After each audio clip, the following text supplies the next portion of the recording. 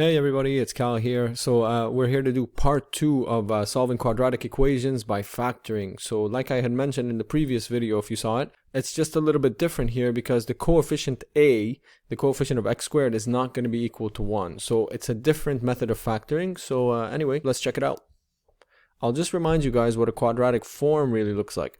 It's the ax squared plus bx plus c. Right? Now, when a was equal to 1, it was really simple, right? We would find the two numbers that's their product is equal to c and which add up to b. But in this case, when a is not equal to 1, it's a little bit different. Let's take an example straight away. Let's say we have 2x squared plus 7x plus 6.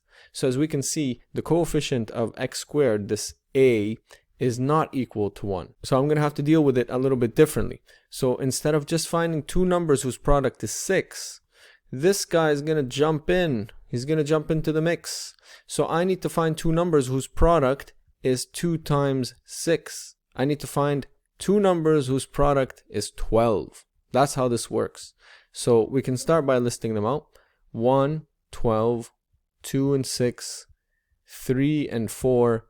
And then they start repeating. So I don't really need that set, but I'm just going to do it to show you guys that it's the same. Now for b, I'm still looking for the same thing, right? I'm still looking for two numbers whose sum is positive 7. So let me see. Ta-da! It's this guy, right? 3 plus 4, this equals 7. This works. Now, unfortunately, unlike when a was 1, I can't just stick these guys in there. So I'm going to have to do additional steps, right? All I'm going to do is take those numbers and put x with them. Okay, why I'm doing that is because 7x can be split into 3x plus 4x. So I haven't really done anything except I've sort of just rewritten that middle term, right? Instead of 7x, I'm allowed to say it's 3x plus 4x, right? That's the equivalent. So now we have to factor them by grouping, right? And that means I'm going to take these two guys, these green guys, and I'll take these two guys, let's call them the orange guys, okay? So for the green guys, what can I factor out? I can factor out x, leaving me with 2x plus 3 inside the bracket. And for these orange guys, I can factor out 2, right? They have 2 in common. This leaves me with 2x plus 3. Aha, hopefully you noticed that whatever you have in the bracket on both groups is the same. Right? That means this one is one of the factors, and the other factor is whatever's remaining. They're coefficients. That means the other factor is x plus 2. And now we've effectively factored it. Again, I always like to check, and it'll be especially good now so that you can see what I mean. When I multiply these out, I should get what I have in the beginning, right? So x plus 2, let's FOIL it. You get 2x squared plus 4x plus 3x plus 6. Of course, this is the same as what we had in the beginning, which means it's correct. This is how you factor it when the coefficient of x squared, when a is not equal to 1. You have to do this grouping thing. You just find two numbers whose product, instead of just c, we're going to do two numbers whose product is equal to the product of a and c, right? You multiply a and c, and then you find the two numbers. You make their sum equal to b, and then you can do this grouping thing. So let me give you an example right here. 3x squared minus 5x minus 2. Now, usually, like I said, we would have found two numbers whose product is negative 2. But this time, a, who's not 1, wants to jump in. So I need to find two numbers whose product is negative 6. 3 times negative 2. Now we can list them out. You get 1 and negative 6. You have 2 and negative 3. You have 3 and negative 2. You have 6 and negative 1. That's it. Now which two of these sum to give me minus 5? Well, let's see. This one. This is equal to negative 5. So I'm going to take these guys. Again, unfortunately, I can't just stick them in there. I have to do that grouping thing, which is fine. So I get 3x squared. Now 1 means plus 1x, or just x, minus 6x minus 2. And you'll notice again, the whole point is these guys are equal to negative 5x. 1x minus 6x is minus 5x. So I haven't broken any rules or anything. I'm still on the right side of the law, people. Now what we're going to do is group them. We'll take these first two guys and then we'll take the second guys here. We'll call them orange guys. Now remember, if we done this correct, we should end up with the same factor inside those brackets. So let's factor out something here. They only have this x in common, leaving me with 3x plus 1. For the second group of guys, I can factor out a negative 2, leaving me with 3x plus 1. Now I'm glad because look, I got the same thing in the brackets again. That means I did it correctly. I'll put 3x plus 1 as being one of my factors, and the other factor is x minus 2. X minus 2. There you go. And we can check that quickly. We'll just multiply them out. By now you're probably really good, so I'm just gonna kind of speed through it here. So it's 3x squared minus 6x plus x minus 6, which gives me 3x squared minus 5x minus 6, all good. So that's all there is to it. I can give you one more example, something a little bit maybe with a negative, because you know, like I said, you guys probably don't like it and probably should practice it. So let me give you one more example here. So let's say I get minus 2x squared minus 5x plus 12. So again, I need two numbers that when I multiply them, they will give me the product of a and c, which is minus 24. Now I don't need to list them out. I think you guys know how to do this by now. But the answer is going to be minus 8 times 3. You see this pair? When I add them up, it gives me negative 5. So that's what I'm going to use in my grouping thing.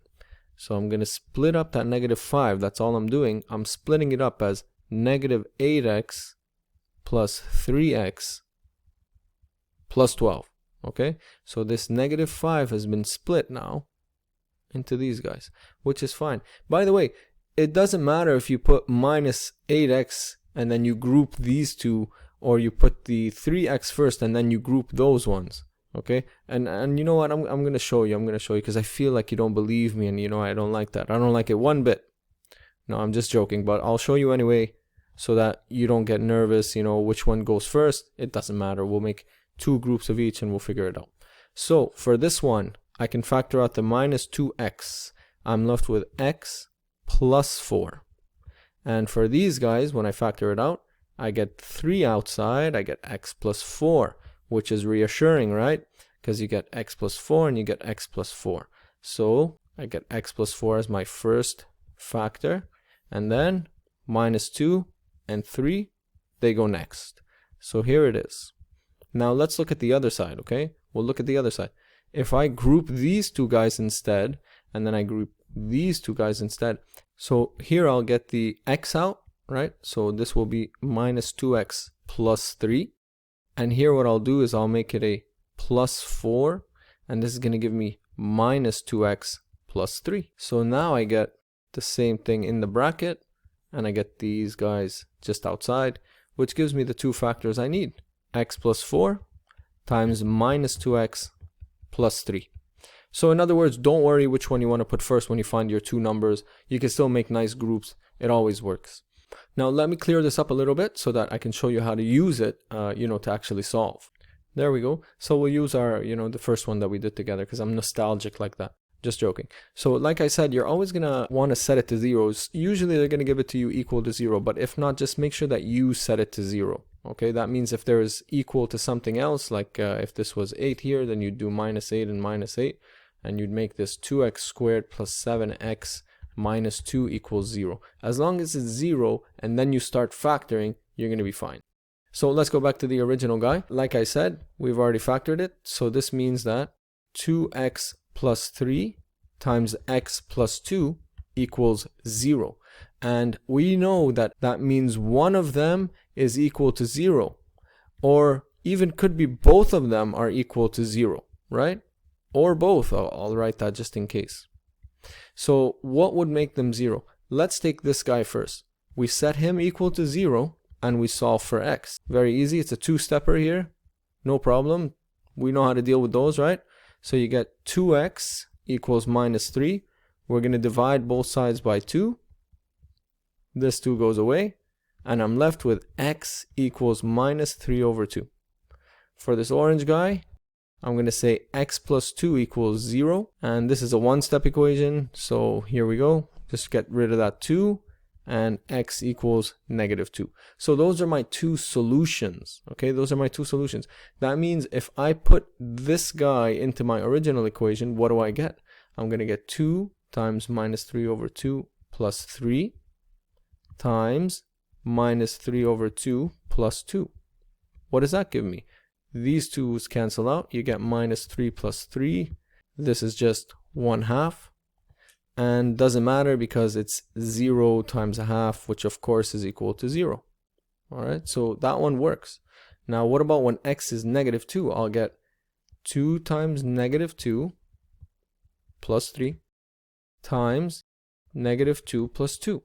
So this gives me -4 plus 3 times 0, which is of course 0. So that's how you use it to solve the quadratic equation. You're going to have to factor it. And we know that once you have factors, one of them, if not both, must be equal to 0. So you might end up with multiple solutions. Now, each one, you set it to 0 and you find the solution that makes that guy equal to 0. So I know it's a little bit more difficult, but you know, the beginning is the same. It's the same concept. But instead of finding the two numbers that have a product of c, you find two numbers that have a product of a times c. And their sum is still supposed to equal to b.